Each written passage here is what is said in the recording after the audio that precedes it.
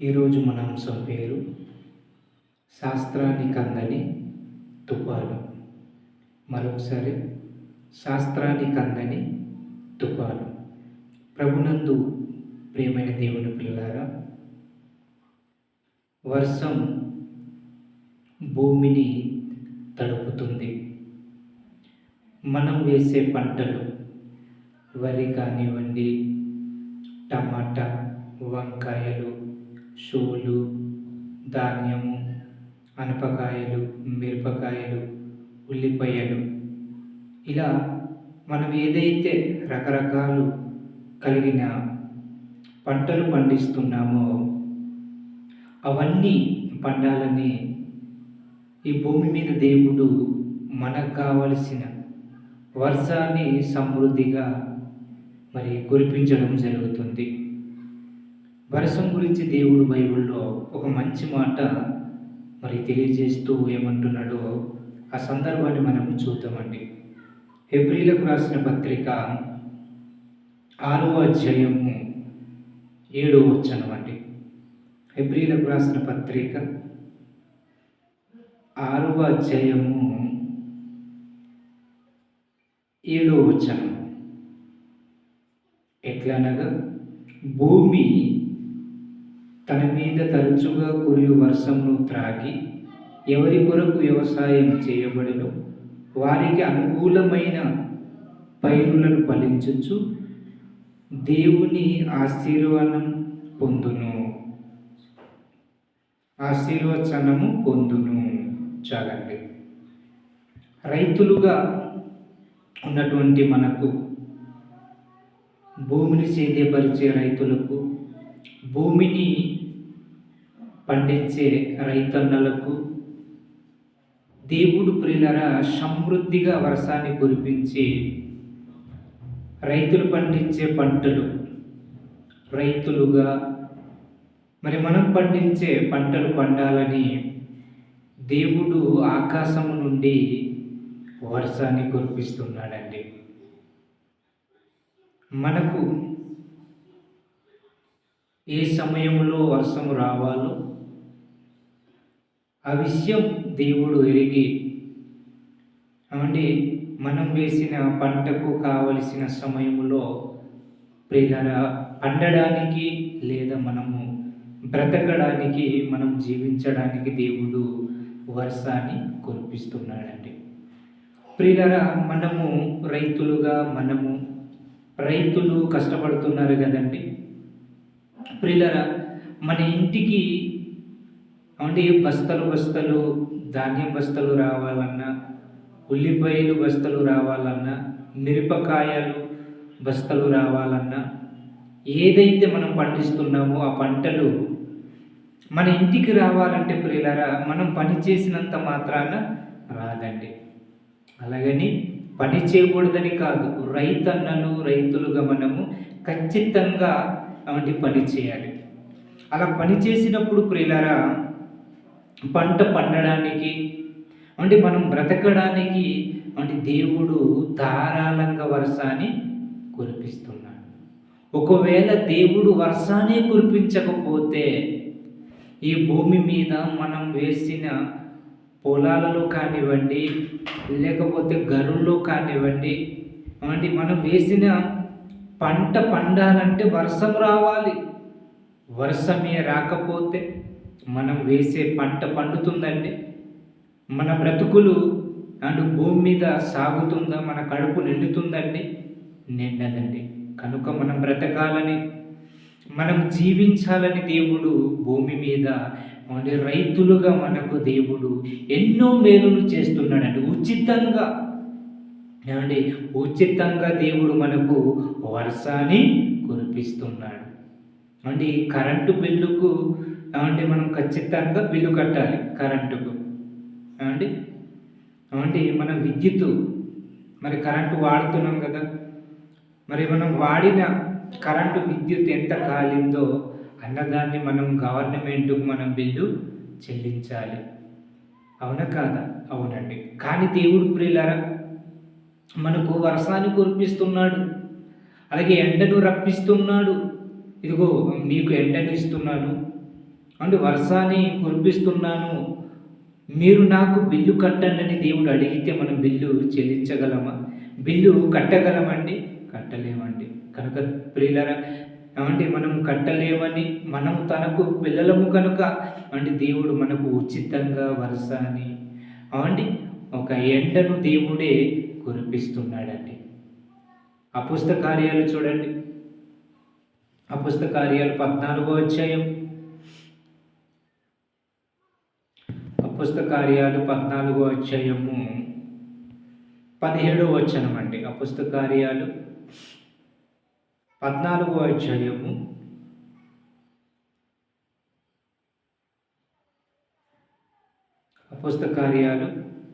14వ అధ్యాయము 17వ వచనం.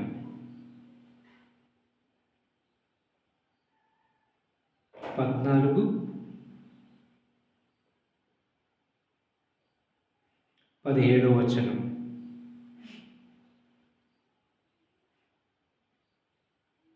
చూడండి, నేను చదువుతాను. అయినను ఆయన ఆకాశం నుండి మీకు వర్షమును ఫలవంతమైన ఋతువులను దయచేయచ్చు, ఆహారం అనుగ్రహించుచు ఉల్లాసంతో మీ హృదయములను నింపుచు మేలు చేయుచున్నాడు. చాలండి. దేవుడు ప్రియులారా వర్షాన్ని కురిపించి అంటే ఉల్లాసంగాట మన హృదయాలనట నింపుతున్నాడండి. అంటే దేవుడు మనకు మేలు చేస్తున్నాడు. బాగా ఆలోచించండి. దేవుడు మనకు మేలు చేయడం ఏంటండి? దేవుడు వర్షాన్ని కురిపించడం ఏంటండి? దేవుడు లేదండి అంటే దేవుడు కురిపించట్లేదండి. రైతుగా నేను కష్టపడగా అంటే పంట వచ్చింది నాకు అని అంటే రైతు అన్నలుగా అనుకోవచ్చు.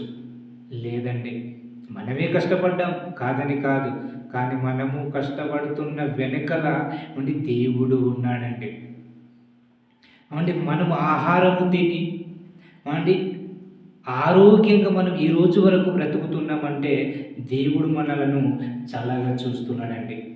దేవుడే మనలను చల్లగా చూడకపోతే అంటే దేవుడే మనలను ప్రేమించకపోతే, దేవుడే మనకు వర్షాన్ని ఇవ్వకపోతే, దేవుడే మనకు ఆహారాన్ని అనుగ్రహించకపోతే మనం భూమి మీద బ్రతకగలమండి? బ్రతకలేమండి. అంటే ఈరోజు మనం కుటుంబం సమేతంగా ఆరోగ్యము కలిగి అంటే హాయిగా ఉన్నామంటే దేవుడే మనలను చూస్తున్నాడండి. దేవుడే మనలను ప్రేమిస్తున్నాడు. మనకు కావలసిన వర్షాలను అనుగ్రహిస్తున్నాడు. మనకు కావలసిన అంటే ఎండను కురిపిస్తున్నాడు. అంటే మనకు కావలసిన ప్రతి ఈవిని దేవుడు మనకు అనుగ్రహిస్తూ ఉల్లాసముతో అంటే మన హృదయాలనంటే దేవుడు ఏం చేస్తున్నాడట అంటే నింపుతున్నాడండి. దేవుని కృపను బట్టి మనము బ్రతుకుతున్నామండి. అంటే దేవుని యొక్క కృపను బట్టి, దేవుని యొక్క ప్రేమను బట్టి ఈరోజు వరకు మనము బ్రతికి అంటే బట్ట కట్టి అంటే ఆరోగ్యం కలిగి ఉన్నామంటే కేవలము దేవుని ప్రేమ, ఆయన యొక్క సంకల్పం అండి. దేవుడే అంటే వర్షాన్నట కురిపిస్తున్నాడట అందరికండి, కొందరికి మాత్రమే కాదండి. క్రైస్తవులకు మాత్రమే దేవుడు వర్షాన్ని కురిపిస్తున్నాడండి? లేదు. క్రైస్తవులకు అంటే క్రైస్తవ సహోదరులకు, హైందవ సహోదరులకు, ఇస్లాం సహోదరులకు అంటే ఇలా ఈ భూమి మీద ఎంతమంది అయితే మనుషులుగా బ్రతుకుతున్నారో వాళ్ళందరి కొరకు దేవుడు ఉచితంగా వర్షాన్ని అనుగ్రహిస్తున్నాడు, ఉచితంగా ఎండను అనుగ్రహిస్తున్నాడు, ఉచితంగా దేవుడు గాలిని అనుగ్రహిస్తున్నాడు. అంటే గాలి లేకపోతే మనం బ్రతకగలమండి? బ్రతకలేమండి. అంటే మనం బ్రతకాలంటే గాలి ఉండాలి, మనం జీవించాలంటే భూమి ఉండాలి, అంటే మనం బ్రతకాలంటే ఆహారము ఉండాలి. మరి ముఖ్యంగా ప్రియులారా, మనం ఆయుష్ కలిగి ఆరోగ్యం కలిగి ఉండాలంటే దేవుని యొక్క ప్రేమ, దేవుని యొక్క దయ, దేవుని యొక్క కృప అంటే మనతో ఉంటేనే మనము బ్రతుకుతామండి. లేకపోతే చనిపోయి తిరిగి రాని లోకానికి వెళ్ళిపోతాము. అంటే మనం బ్రతకాలని దేవుడు మనకు కావలసిన ప్రతిదానిని దేవుడు మనం అడగక మునిపే ప్రతిదాన్ని దేవుడు మన కొరకు అనుగ్రహిస్తున్నాడు. మన కొరకు దేవుడు ఏమండి కురిపిస్తున్నాడు. ఇంకా మనం ముందుకు వెళ్ళి మనం ఆలోచించుకుందామండి. ఇకపోతే ప్రియులారా, తుఫాను ఎక్కడ నుండి వస్తుంది? అంటే తుఫానుకు పేరు ఎవరు పెట్టారు? అనే విషయాలు అండి కొన్ని మాటలు మనం చూద్దాం. ముందుగా ప్రియులారా, వాతావరణ కేంద్రానికి సంబంధించిన వారు అండి తుఫానుకు పేర్లు చెప్తున్నారు. అవి ఏవి అనే విషయాన్ని ఆలోచిస్తే అండి అండి ఒకటి కతిర్న, 2 రీటా, 3 విల్మ, 4 జల్లు, 5 హుదూద్, 6 లైలా, ఏమండి 8 ఏంటి గత వారంలో వచ్చింది కదండి తుఫాను. ఆ తుఫానుకి ఏం పేరు పెట్టారు? ముంద తుఫాను. చూడండి, అంటే తుఫానుకు ప్రియులరా వాతావరణ శాఖకు సంబంధించిన అధికారులు లేదా నాయకులు వీళ్ళు ప్రియులరా పేర్లు పెట్టడం జరిగింది. ఇదిగో లైలా అనే తుఫాను వస్తుంది, జల్లు అనే తుఫాను వస్తుంది, విల్మా అనే తుఫాను వస్తుంది, రీటా అనే తుఫాను వస్తుంది, లైలా. చూడండి, ఇంకో పేరేంటి మళ్ళీ వెరైటీగా పెట్టారు, లైలా. అంటే ఇది ఎవరి పేరండి? ఆడవాళ్ళ పేరండి. లేడీస్కి సంబంధించిన పేరు లైలా. అంటే తుఫానుకు ప్రియులరా అవును, ఇలాంటి పేర్లు కూడా ఉంటాయా? అంటే తుఫాను ఆడమగ, ఆలోచించండి. తుఫాను ఆడమగ అండి, ఎవరికి తెలియదండి, కానీ లైలా అని పెట్టారు. ఇంకా ముంద తుఫాను. ఇలా ప్రియులరా సమాజంలో ఈ తుఫాను వలన ఎంతోమంది రైతులు తాము పండించిన పంట ఏమైపోయిందండి? పాడైపోయింది. పంటలు మునిగిపోయింది తుఫాను వల్ల. అంటే హుదూద్ అనే తుఫాను 2013కో 14 సంవత్సరంకో వచ్చిందనుకుంటా, 13-14. అంటే ఆ సంవత్సరంలో ప్రియులారా హుదూద్ తుఫాను వలన అంటే ఎన్నో చెట్లు పడిపోయిందండి. అరటి చెట్లు కానివ్వండి, మామిడి చెట్లు కానివ్వండి, ఏమండి ఇంకా ఏ చెట్టు అయినా ఏమండి, స్తంభాలు కానివ్వండి, చెట్లు కానివ్వండి, ఇవన్నీ ప్రియులారా హుదూద్ తుఫాను వల్ల ఏమండి నాశనం అయిపోయింది. అదేవిధంగా ప్రియులారా పంటలు కూడా నాశనమైపోయింది. అసలు ఎందుకు తుఫాను వల్ల పంట నాశనం అయిపోతుంది? అసలు తుఫాను ఎందుకు వస్తుంది అన్న విషయం ఈరోజు అంటే వాతావరణ శాఖకు సంబంధించిన అధికారులకు కూడా తెలియదండి. ఇదిగో తుఫాను వస్తుందని చెప్తారండి, రాగల 24 గంటల్లో అంటే తుఫాను వస్తుంది అని చెప్తారు. కానీ ప్రియులారా తుఫాను ఎందుకు వస్తుందో, ఎక్కడి నుండి వస్తుందో, అసలు తుఫాను ఎవరు పంపిస్తున్నారు, తుఫాను రావడానికి గల కారణాలు ఏంటి అన్న విషయము సమాజానికి కానివ్వండి, వాతావరణ శాఖకు సంబంధించిన వారికి కానివ్వండి తెలియదండి. అవును కాదండి? తెలుసండి ఎందుకు తుఫాను వచ్చిందో? ఎవరికి తెలియదండి. కానీ తుఫాను ఎందుకు వస్తుందో, ఎవరు పంపిస్తున్నారో బైబిల్లో దేవుడు ఎన్నో మాటలు వ్రాయించాడు. అంటే తుఫాను ఎందుకు వస్తుందో, ఎవరు పంపిస్తున్నారో అని మనం తెలుసుకునే ముందు తుఫానుకు ప్రియులరా వాతావరణ శాఖకు సంబంధించిన వారు పేర్లు పెట్టారని మనం ఇంతవరకు తెలుసుకున్నాం. అయితే ఈ తుఫానుకు దేవుడు పెట్టిన పేర్లు ఏవి అన్నవి కూడా మనము చూద్దామండి. చూడండి, ఒక మాట బైబిల్లో చూద్దాం. అసలు తుఫానుకు దేవుడు పెట్టిన పేర్లు అండి, తుఫానుకు దేవుడు పెట్టిన పేర్లు మనం చూద్దామండి. అంటే దేవుడు తుఫానుకి పెడుతున్నాడండి పేరు.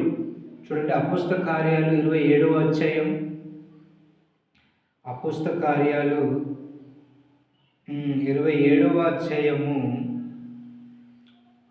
అపోస్తల కార్యాలు చూడండి, అపోస్తల కార్యాలు 27వ అధ్యాయము, అపోస్తల కార్యాలు 27వ అధ్యాయము 27వ అధ్యాయము రాస్తూ 17వ వచనం అనుకుంటా, సారీ 27వ అధ్యాయము 14వ వచనం అండి, 27-14వ వచనం చూడండి. తుఫానుకు దేవుడు పెడుతున్న పేరు అండి, 14వ వచనం.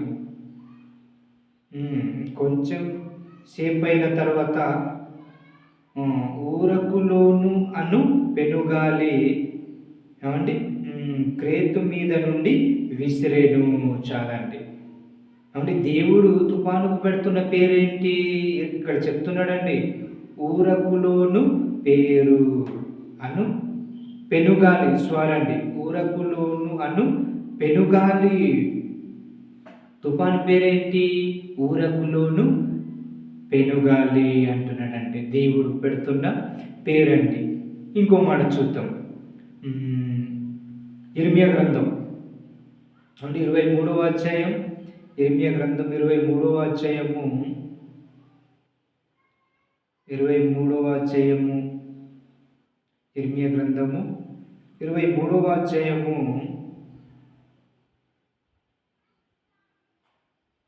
19వ వచనం. ఇర్మియా గ్రంథం 23వ అధ్యాయము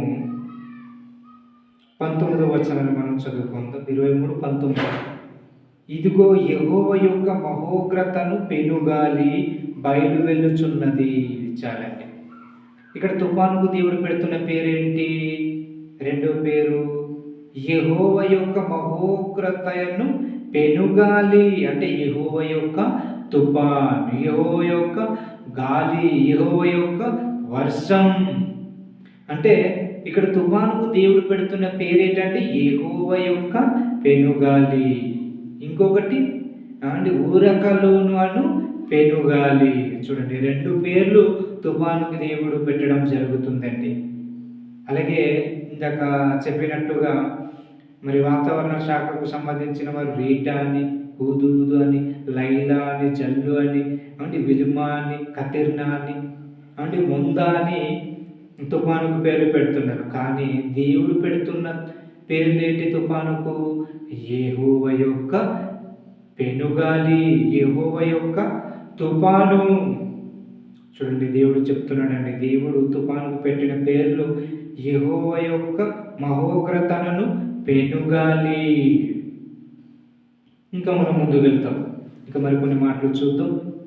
ఇకపోతే ప్రియులారా అండి, తుఫాను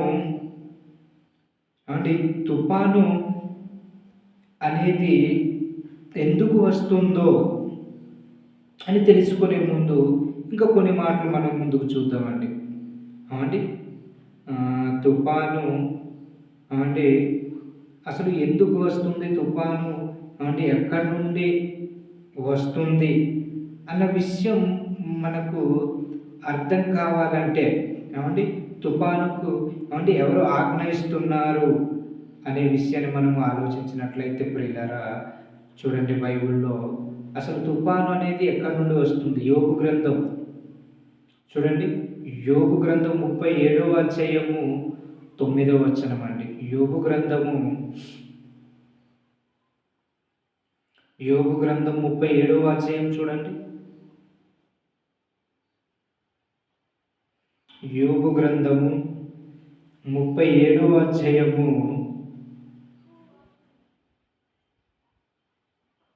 యోబు గ్రంథం 37వ అధ్యాయము రాస్తూ చూడండి 9వ వచనం అండి. 37:9. అసలు తుఫాను ఎక్కడి నుండి వస్తుంది, అసలు తుఫాను ఎవరు పంపిస్తున్నారు అనే కొన్ని మాటలు మనం చూద్దాం. ఎన్నో వచనము చూడండి. 37:9. 37వ అధ్యాయం 9వ వచనం అండి. మరుగు స్థానంలో నుండి తుఫాను వచ్చును, ఉత్తర దిక్కు నుండి చలి వచ్చును. చూడండి, తుఫాన్ అనేది ఎక్కడి నుండి వస్తుందండి? మరుగు స్థానం నుండి వస్తుంది అని చెప్తున్నాడండి దేవుడు. అంటే తుఫాను ఎక్కడి నుండి వస్తుందో, ఎలా వస్తుందో, ఎంత వేగంతో వస్తుందో, ఎంత భయంకరంగా తుఫాను వస్తూ ఉంటుందో అన్న విషయం ప్రియులారా వాతావరణ శాఖకు తెలియదు, అలాగే మనుషులకు ఎవరికి కూడా తెలియదండి. అంచనా బట్టి చెప్తారు అంతే. కానీ కరెక్ట్గా ఇదిగో ఇంత ప్రమాదం జరుగుతుంది, ఇలా ఉంటుంది అని ఖచ్చితంగా మాత్రము చెప్పలేరండి. కానీ ఇక్కడ తుఫాను ఎక్కడి నుండి వస్తుందో అనే విషయాన్ని ఇక్కడ దేవుడు తెలియజేస్తూ ఏమంటున్నాడంటే ప్రియులారా 9వ వచనములో అంటే మరుగు స్థానంలో నుండి తుఫాను వచ్చును. మరుగంటే అంటే రహస్యమైన స్థానం అంటే ఎవరికి తెలియని స్థానం నుండి అంటే ఈ తుఫాన్ అనేది వస్తుంది అని చెప్తున్నాడండి. అంటే తుఫాను ప్రియులారా అంటే ఎక్కడి నుండి వస్తుందో ఎవరికి తెలియదండి దేవుడికి తప్ప. అది నాకు తప్ప తుఫాను ఎక్కడి నుండి వస్తుందో తెలీదు అంటున్నాడు. అందుకు ఏమంటున్నాడు దేవుడు 9వ వచనములో అంటే మరుగు స్థానంలో నుండి తుఫాను వచ్చును. మరుగు స్థానం అంటే అంటే మరుగు అంటే ఎవరికి తెలియని ప్రదేశం లేదా ఎవరికి తెలియని స్థానము నుండి ఈ తుఫాన్ అనేది వస్తుంది అంటున్నాడండి దేవుడు. చూడండి, ఎవరికి తెలియని స్థానం నుండి తుఫాన్ అనేది వస్తుంది అని దేవుడు మనకు తెలియజేస్తున్నాడు. మరి తుఫాన్ అని మనం ఎప్పుడు అంటామండి? అంటే గాలి, వర్షము, వడగండ్లు ఇవన్నీ కలిసి అవండి ప్రియులారా మనం వేసిన పంటలన్నిటినీ నాశనం చేసేస్తుంది అనుకోండి. ఇల్లు పడిపోతున్నాయి, అరటి చెట్లు పడిపోతున్నాయి, మనం వేసిన పంట అంత పాడైపోతుందంటే అది ఏంటి? దాన్ని ఏమంటాము? వర్షం అంటామా? కాదు, తుఫాను. అంటే యెహోవా యొక్క తుఫాన్. అవండి ఊరకలోను తుఫాన్ అంటే దేవుడే కురిపిస్తున్నాడు, దేవుడే పంపిస్తున్నాడు. అంటే ఈ తుఫాను రావడానికి గల కారణం ఏంటి? అసలు ఎవరు పంపిస్తున్నారు? అసలు ఎవరు ఆజ్ఞయ్యక తుఫాను వస్తుంది? ఒక మాట చూద్దాం, చూడండి. అండి తుఫాను అంటే ఎవరు ఆజ్ఞను బట్టి వస్తుందో కీర్తనల గ్రంథం చూడండి. కీర్తనల గ్రంథం 107వ అధ్యాయం 5వ వచనం. కీర్తనల గ్రంథం 107వ అధ్యాయము కీర్తనల గ్రంథం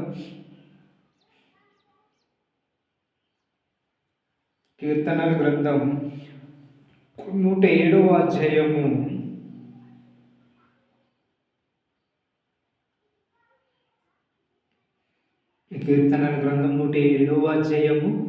25వ వచనం అండి. 107:25 వచనం. అసలు ఈ తుఫాను ఎవరు ఆజ్ఞను బట్టి వస్తుందో ఇక్కడ దేవుడు చెప్తున్నాడండి. ఆయన సెలవు ఇయ్యగా తుఫాను పుట్టెను, అది దాని తరంగములను పైకెత్తెను. చూడండి, ఆయన ఆజ్ఞ ఇయ్యగా తుఫాను పుట్టెను. ఆయన అంటే ఎవరు? మీ ఆయన కాదు. బాగా వినండి, ఆయన అంటే ఎవరో కాదు, ఆయన అంటే దేవుడు. దేవుడు ఆజ్ఞ ఇయ్యగా అవండి తుఫాను వస్తుందటండి. చూడండి, అంటే తుఫాను రావాలంటే దేవుడు పర్మిషన్ ఇవ్వాలి, దేవుని సెలవు ఉండాలండి. అవండి హుదూదు తుఫాను వచ్చింది. అవండి ఇల్లు పడిపోయాయి చాలామందిది. అంటే పంట పొలాలు నాశనం అయిపోయింది, అరటి చెట్లు విరిగిపోయింది, ఇలా పంట అంతా నాశనం అయిపోయింది హుదూదు తుఫాను వల్ల. మరి ఆ తుఫాను రావాలంటే ఎవరు ఆజ్ఞను బట్టి వచ్చిందట? దేవుని ఆజ్ఞను బట్టి. దేవుడు సెలవిచ్చాడట, ఇదిగో నువ్వు తుఫానుగా మారి అండి అతలాకుతలం చేసేది మనుషులను. అంటే పంట అంతా నాశనం అయిపోవాలి, చెట్లు విరిగిపోవాలి, పంటంతా నాశనం అవ్వాలని దేవుడే తుఫానుకు ఆజ్ఞ ఇచ్చాడండి. ఇదిగో ఇక్కడ వెళ్ళండి, విశాఖపట్నంలో వెళ్ళండి, పాడేరులో వెళ్ళండి, ఏమండి ఇలా ఎక్కడెక్కడైతే ఏమండి తుఫాను వెళ్ళాలో అది దేవుని ఆలోచన, అది దేవుని కోరిక. అయితే ఎక్కడ తుఫాను వెళ్ళాలో అక్కడ వెళ్ళాలని దేవుడు పంపిస్తే హుదూదు తుఫాను అంటే పాడేరులో వచ్చింది, మన ప్రాంతంలో వచ్చింది, విశాఖపట్నంలో వచ్చింది, ఏమండి విజయనగరంలో వచ్చింది, ఇలా ఎన్నో జిల్లాలకు ఎన్నో మండలాలకు ఏమండి మరి తుఫాన్ అనేది ఆ రోజు హుదూదు తుఫాన్ అనేది రావడం జరిగింది. ఆ తుఫాను వలన ఏమంటే ఎంతోమంది రైతులు కానివ్వండి, మనుషులు కానివ్వండి, ఏమండి ప్రాణ నష్టాలు కానివ్వండి, పంట నష్టాలు కానివ్వండి, ఇవన్నీ కోల్పోవడం జరిగిందండి. అంటే దేవుడు ఆజ్ఞ ఇస్తే తుఫాను వస్తుంది. అంటే దేవుడు ఇదిగో విశాఖపట్నంలో ఖచ్చితంగా తుఫాను వెళ్ళాలి, ఇదిగో దుబాయ్లో తుఫాను వెళ్ళాలి, ఇదిగో అమెరికాలో తుఫాను వెళ్ళాలి అని దేవుడు మాట ఇస్తే తుఫాను, అది ఏ దేశమైనా, అది ఏ రాష్ట్రమైనా అక్కడ ఖచ్చితంగా తుఫాను అనేది వెళ్తుంది. దేవుడు సెలవిస్తే, అందుకు దేవుడు ఏమంటున్నాడు? యెహోవా ఆజ్ఞ వలన తుఫాను పుట్టును అంటున్నాడండి.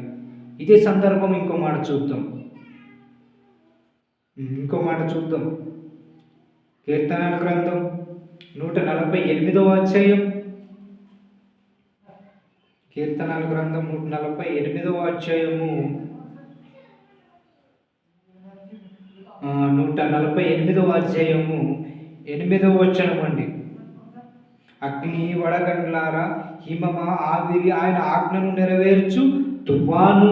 ఆయన ఆజ్ఞను నెరవేర్చు తుఫాను. అంటే ఒక తుఫాను వచ్చిందంటే, లైలా వచ్చిందంటే, మొంద అనే తుఫాను వచ్చిందంటే, కతిర్న అనే తుఫాను వచ్చిందంటే, రీటా అనే తుఫాను వచ్చిందంటే అండి, ఇవన్నీ పిల్లలు దేవుడు ఆజ్ఞ అయ్యాక ఈ తుఫానులట సంభవిస్తున్నాయి. దేవుడు సెలవు లేనిదే ఏ తుఫాను అనేది రాదు. అంటే ముంద అనే తుఫాను ఖచ్చితంగా వెళ్ళాలి. ఎంతోమంది రైతులు వేసిన పంట అంత నాశనం అయిపోవాలని దేవుడు ఆజ్ఞయ్యగా ముంద అనే తుఫాను గత వారంలో మన ప్రాంతంలో మన పరిధిలో అవండి రావడం జరిగింది. అంటే తుఫాను వస్తుందంటే దేవుడి ఆజ్ఞ ఇచ్చాడు. దేవుడి ఆజ్ఞను బట్టి అవును తుఫాను వస్తుంది అని ఇక్కడ దేవుడు చెప్తున్నాడండి. యోహాను సువార్త 3వ అధ్యాయం 8వ వచనం అండి. యోహాను సువార్త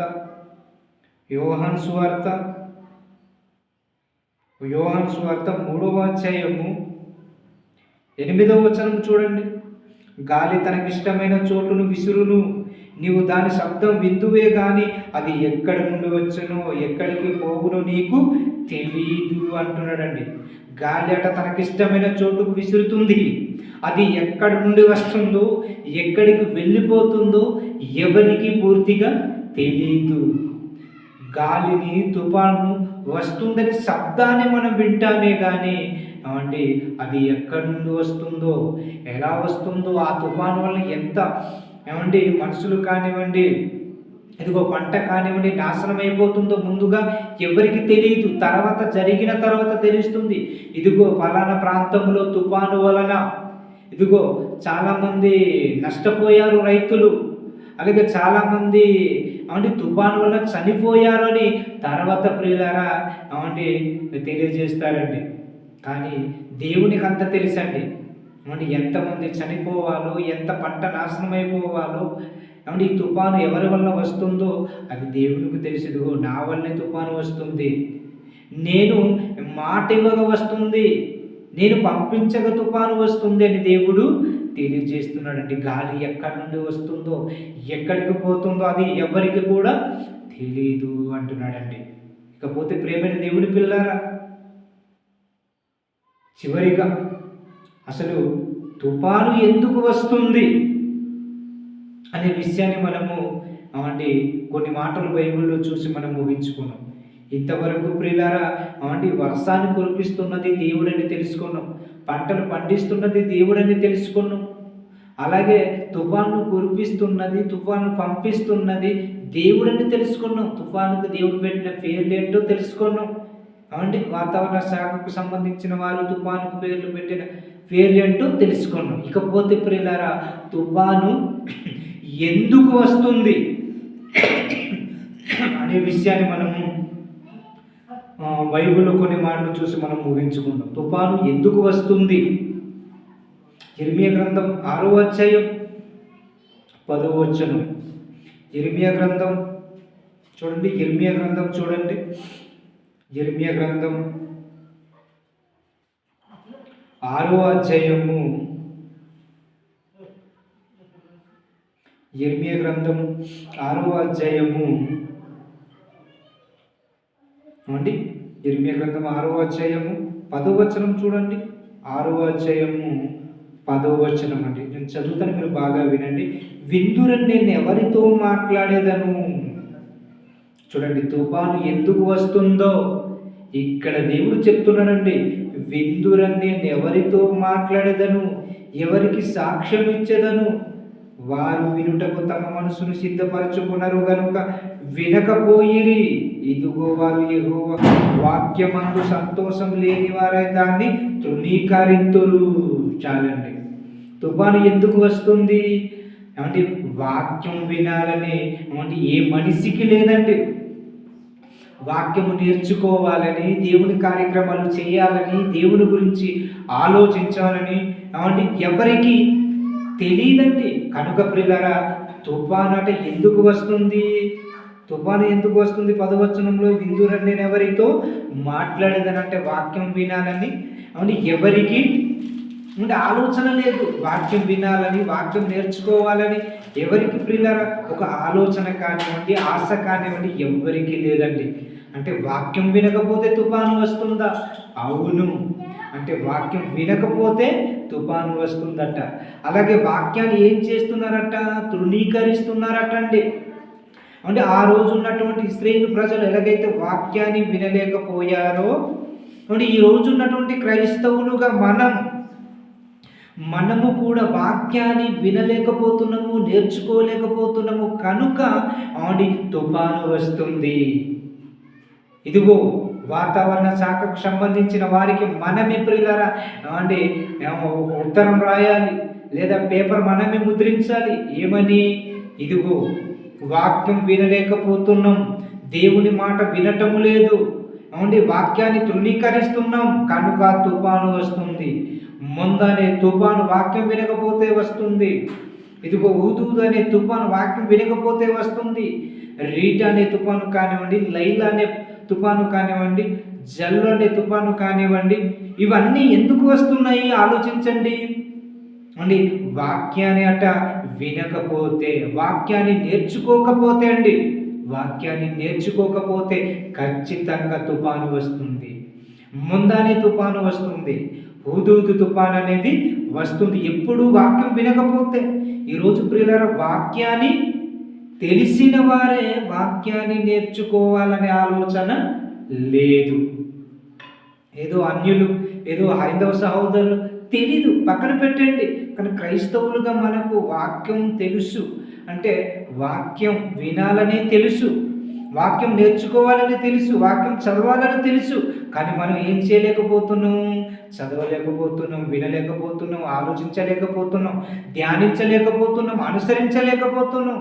కనుక ప్రియులారా, తుఫాను వస్తుంది.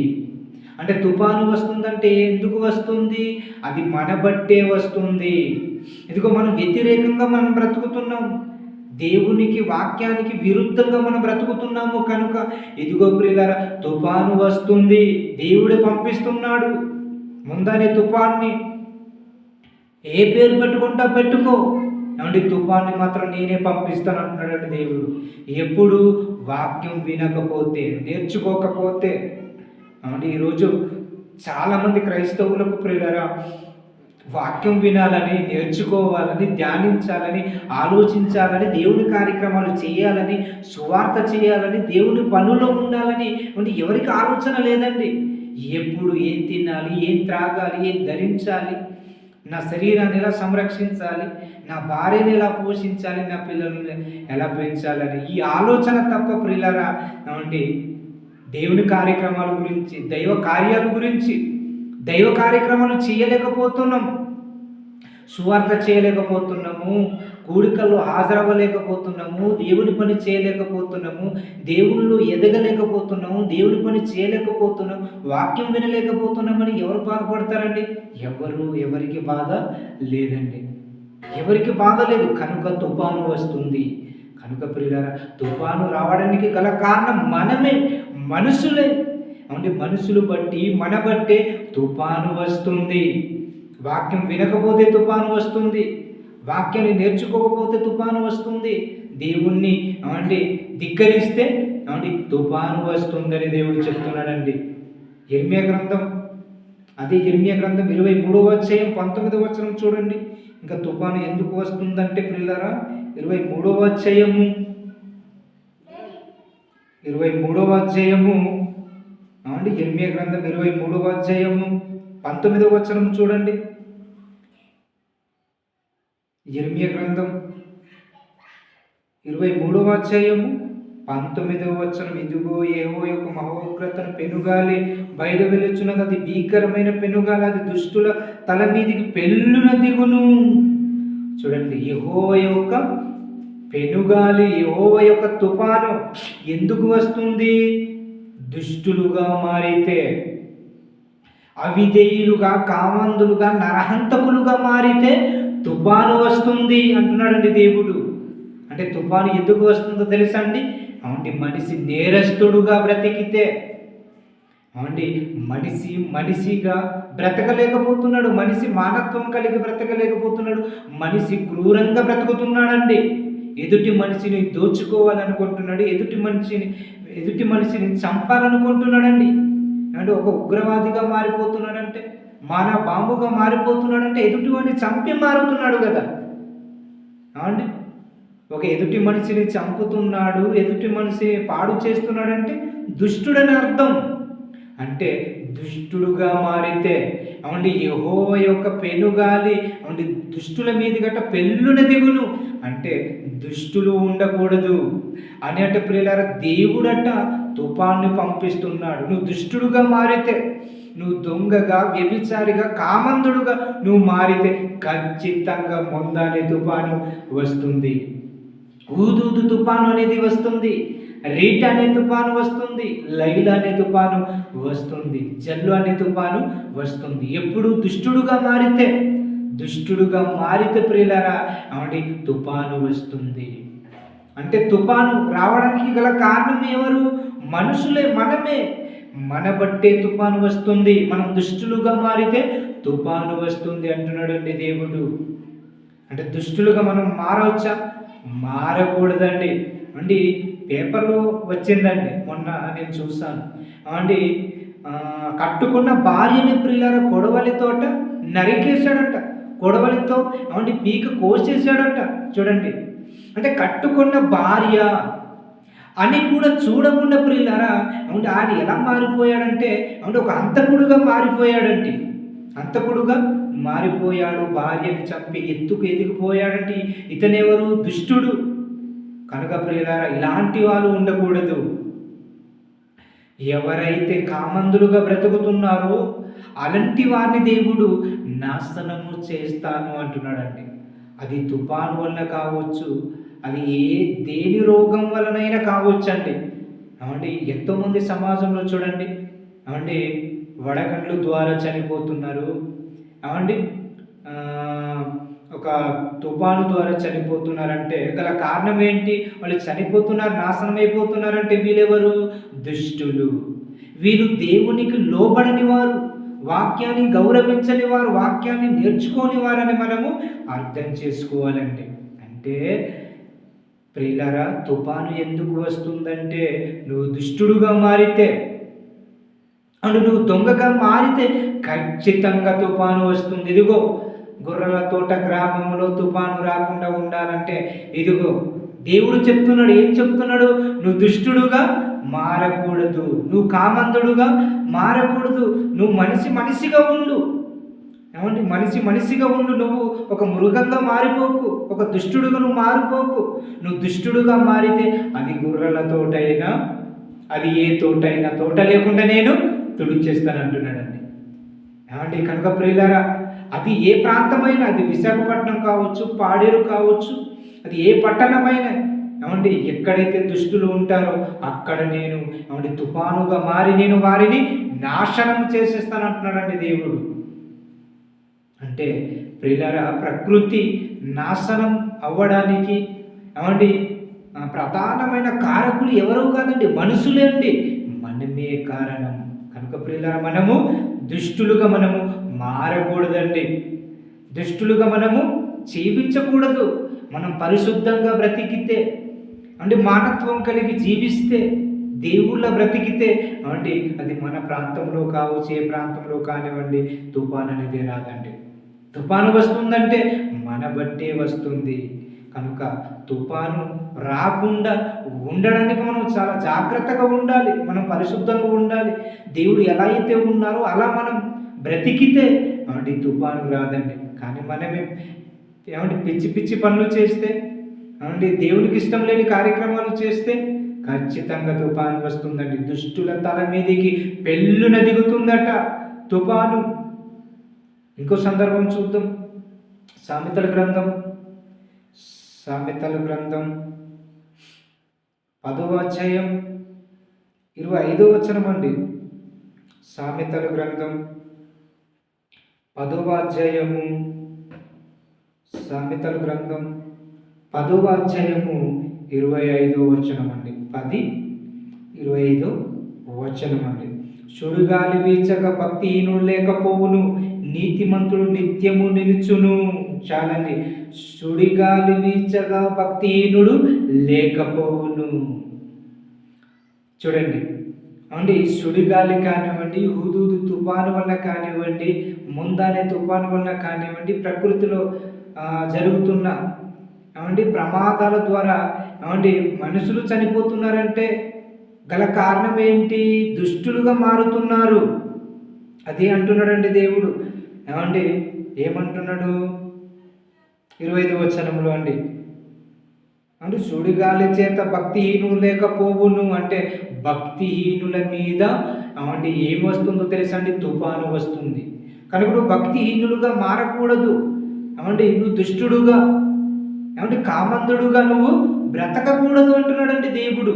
అంటే మనము దేవుణ్ణి లోబడకుండా దేవుని మాటను ధిక్కరిస్తే దేవునికి కోపం వచ్చి దేవుడు ఏం చేస్తున్నాడట?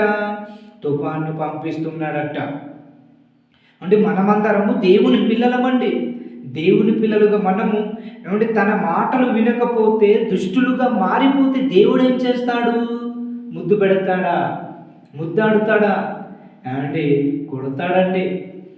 తుఫాను ద్వారా కానివ్వండి, వడగండ్ల ద్వారా కానివ్వండి, దేవుడు మనలను కొడతానంటున్నాడు, నాశనం చేస్తానంటున్నాడండి. ఎందుకు? మనం పాపులుగా బ్రతికితే. మీకు అర్థం కావడానికి ఒక ఉదాహరణ చెప్తాను. మన కుటుంబంలో 4 పిల్లలు ఉన్నారనుకోండి. ఆ 4 పిల్లల్లో 3 పిల్లలు మన పిల్లలు వింటున్నారు. 4వ అతను వినట్లేదు. వినకపోతే మన మాట వినట్లేదని అతను ఏం చేస్తామండి? మన మాట వినట్లేదు అని 4వ కుమారుని మనం ఏం చేస్తాం? ఖండిస్తాం, శిక్షిస్తాం, కొడతాం. మన కళ్ళ ముందు అతను త్రాగుతూ మన మాట వినకుండా విచ్చలవిడిగా పోరంబొక్కుగా బ్రతుకుతున్నాడు అనుకోండి. అతనికి మనం ఏం చేస్తాం? కర్రతో గోడ కుర్చీ వేయించి అతనికి కొడతాం. కర్ర విరిగిపోయినట్టుగా. అవునా కాదా? మన పిల్లలు మన మాట వినకపోతే మనం కొడతాం, శిక్షిస్తామే. అలాగే ఒక స్కూల్లో 10th క్లాస్లో ప్రియులారా ఒక 50 మంది ఉన్నారనుకోండి విద్యార్థులు. ఆ 50 మందిలో ప్రియులారా 49 మంది విద్యార్థులు చక్కగా చదువుతున్నారు. 50వ వ్యక్తి చివరి వ్యక్తి సరిగా చదవలేకపోతున్నాడు, బడికి వెళ్ళలేకపోతున్నాడు, బడి దొంగగా మారిపోతున్నాడు, సరిగా హోంవర్క్ చేయలేకపోతున్నాడు, సరిగా పాఠాలు వినలేకపోతున్నాడు, రాసుకోవట్లేదు, జూలైగా తిరుగుతుంటే మాస్టర్కి పిచ్చెక్కి ప్రియులారా గోడ కూర్చి వేయించి ప్రియులారా వాపులు వచ్చినట్టుగా ఎద్దు కొట్టినట్టు కొడతాడండి. అవునా కాదా? అవునండి. కర్ర విరిగిపోవాలి. మన శరీరంలో వాపులు రావాలి. ఎప్పుడు? సరిగా చదవకపోతే, బడి దొంగగా మారితే ప్రియులారా ఒక టీచరు శిక్షించినప్పుడు, మన పిల్లలు మన మాట వినకపోతే మన పిల్లలను మనం శిక్షించినప్పుడు, ప్రపంచంలో పుట్టిన ప్రతి మనిషి దేవుని కుమారుడే, దేవుని పిల్లలే. మరి దేవుని పిల్లలు దేవుని మాట వినకపోతే దేవుడు శిక్షించడా? దేవుడు ఖండించడా? దేవుడు కొట్టడా? కొడతాడండి. అందుకు ప్రియులారా ఒక్కొక్క తుఫాన్ ద్వారా దేవుడు కొడుతున్నాడు. ముందా అనే తుఫాన్ ద్వారా కొట్టాడు. లైలా అనే తుఫాన్ ద్వారా కొట్టాడు. హుదూదు తుఫాన్ అనే దాని ద్వారా కొట్టాడు. రీటా అనే తుఫాన్ ద్వారా, చెల్లు అనే తుఫాన్ ద్వారా, విల్మా అనే తుఫాన్ ద్వారా దేవుడు కొట్టాడండి సమాజాన్ని. కనుక మనకు ఈ రోజుకైనా మనము బుద్ధి తెచ్చుకొని మనం మారాలి. లేదా మనం రెచ్చిపోయామనుకోండి, ఇంకా దేవునికి కోపం వచ్చి ఇంకా కొడతాడండి. కనుక ప్రియులారా మనం చాలా జాగ్రత్తగా మనం ఉండాలి. దేవుడు ప్రతిదినము కోపపడుతున్నాడటండి. మనకే కోపం ఉందనుకోవచ్చు, మనకే కాదండి. మన మాట వినకపోతే మనం ఎలాగైతే కోపపడతామో, మనం దేవునికి పుట్టిన పిల్లలకు ఉన్నటువంటి మనం దేవుని మాటను గౌరవించకపోతే, దేవునికి లోబడకపోతే దేవునికి కోపం ఉండదా? ఉంటుందండి. దేవునికి కోపం వస్తే ఎలా ఉంటుందో చివరికి ఒక మాట చూసి ముగించుకుందామండి. నహూము గ్రంథం మొదటి అధ్యాయం నహూము గ్రంథం మొదటి అధ్యాయము 1-2 వచనం అండి. 2వ వచనం యెహోవా రోషం గలవాడే ప్రతీకారం చేయువాడు, యెహోవా ప్రతీకారం చేయను. ఆయన మహోగ్రత గలవాడు. యెహోవా తన శత్రువులను ప్రతీకారం చేయను, తన విరోధులైన వారి మీద కోపముంచును. ఏమండి అలా చెబుతూ 3వ వచనంలో ఏమంటున్నాడు? యెహోవా దీర్ఘశాంతుడు, మహాబలం గలవాడు. ఆయన దోషులను నిర్దోషులుగా ఎంచాడు. యెహోవా తుఫాన్లోను సుడిగాల్లోను వచ్చేవాడు. మేఘంలోను ఆయన పాదధూళిగా నున్నవి. చూడండి, అంటే దేవుడే ప్రియులారా కోపపడితే ప్రియులారా పర్వతాలు ఏమైపోతాయి? కుప్పకూలిపోతాయి అంటారు. చూడండి, అంటే దేవునికి కోపం వస్తే ప్రియులారా పర్వతాలు, అంటే పెద్ద పెద్ద పర్వతాలు కానివ్వండి, కొండలు కానివ్వండి, మెట్టలు కానివ్వండి, ఇవన్నీ ప్రియులారా ఏమైపోతాయట? సర్వనాశనం అయిపోతాయట అండి. అంటే పాత నిబంధన కాలంలో చరిత్రలో మనం వెళ్ళి ఆలోచిస్తే ఇశ్రాయేలు ప్రజలట కామంతులుగా బ్రతకారట అండి. దుర్మార్గులుగా మారిపోయారట, దుష్టులుగా మారిపోయారట, అవిధేయులుగా మారారండి. కనుక ఇశ్రాయేలు ప్రజలను అరణ్యంలో దేవుడు ఏం చేశాడు? లేపేశాడండి, హతమార్చాడు, కూల్చి పడేశాడండి. వీళ్ళందరూ ఇశ్రాయేలు ప్రజలు పాలు తేనెలు ప్రవహించే దేశంలో వెళ్ళిపోవాలి, కానీ ఏ ఒక్కరు కూడా వెళ్ళలేకపోయారండి, యెహోషువ కాలేబు తప్ప. అంటే మన అన్నలు, మన పూర్వీకులు దేవునికి లోబడకుండా జీవించిన వారినే దేవుడు ఏం చేశాడు? నాశనము చేసేసాడు. అవునా కాదు? అవునండి. అరణ్యములో ప్రియులారా సర్వనాశనము చేశాడండి. ఇశ్రాయేలు ప్రజలను చంపడేశాడు. దేవుణ్ణి గౌరవించినందుకు, దేవునికి లోబడనందుకు, దేవునికి తిరుగుబాటు చేసినందుకు ఇశ్రాయేలు ప్రజలను దేవుడు లేపి పడేశాడండి. ఈరోజు మనమున్నాం, ఇశ్రాయేలు ప్రజలను కదా చంపేశాడు, మనల్ని కరుణిస్తున్నాడు, దేవుడు ప్రేమమయుడు అని అనుకోవచ్చు. అవును, దేవుడు ప్రేమమయుడే, ప్రేమిస్తాడు. ఎంతవరకు? నువ్వు తన మాట విన్నప్పుడు, తన మాటను గౌరవించినప్పుడు దేవుడు ప్రేమమయుడే. కానీ దేవుని మాట నువ్వే వినకపోతే, దేవుని మాటను మనం తిరుగుబాటు చేస్తే మనం దేవుడు ఏమైపోతాడు? ఉగ్రుడుగా మారిపోతాడు. ఉగ్రుడుగా మారితే ఇశ్రాయేలు ప్రజలను ఎలా అయితే లేపేశాడో, ఈరోజు మనము కూడా ఇశ్రాయేలు ప్రజల వలె దుష్టులుగా మారితే మనలను కూడా దేవుడు లేపేస్తాడు, సమాధి చేసేస్తాడు, నాశనం చేస్తాడండి. కనుక ప్రియులారా, మనము దేవుడి దృష్టిలో దుష్టులుగా మారకుండా, మనము ఉగ్రవాదులుగా మారకుండా ఉండాలంటే, కామంతులుగా మారకుండా ఉండాలంటే వాక్యాన్ని బాగా వినాలి, వాక్యాన్ని నేర్చుకోవాలి, దేవునికి లోబడి ఉండాలి. అప్పుడు తుఫాను రాదండి. కాబట్టి ప్రేమని దేవుని పిల్లారా, మనలోనే నిర్ణయం ఉందండి. ఈ భూమి మీద తుఫాను రావాలన్నా, తుఫాను రాకుండా ఉండాలన్నా మనమే కారణం. మన మీదే దేవుడు ఆధారపడి ఉన్నాడు. మనం చక్కగా, భక్తిగా, యథార్థంగా మనము జీవిస్తే తుఫాను రాదు. మొంద తుఫాను కానివ్వండి, లైల తుఫాను కానివ్వండి, ఏది రాదు. మనం పరిశుద్ధంగా ఉంటే కానీ విర్రవీగి మనం పాపం చేసామనుకోండి, అది తుఫానుగా మారి మన గ్రామమే కావచ్చు, వేరే గ్రామమే కావచ్చు, మన రాష్ట్రమే కావచ్చు, మన దేశమే కావచ్చు, వేరే దేశమే కావచ్చు, ప్రపంచమే కావచ్చు, దాన్ని తుడిచేస్తానంటున్నాడండి. ఎప్పుడు? దుష్టులుగా మారితే. కనుక మనం దుష్టులుగా మారకుండా దేవునికి లోబడి, దేవుని మాటను గౌరవించి భూమి మీద భక్తిగా, యథార్థంగా జీవించే దేవుడున్న మహాలోకంలో చేరుకోవాలని ఈ మాటలతో నన్ను నేను హెచ్చరించుకుంటూ, మిమ్మల్ని హెచ్చరిస్తూ ఈ నా తండ్రి మాటలు ముగిస్తున్నాను. Thank you.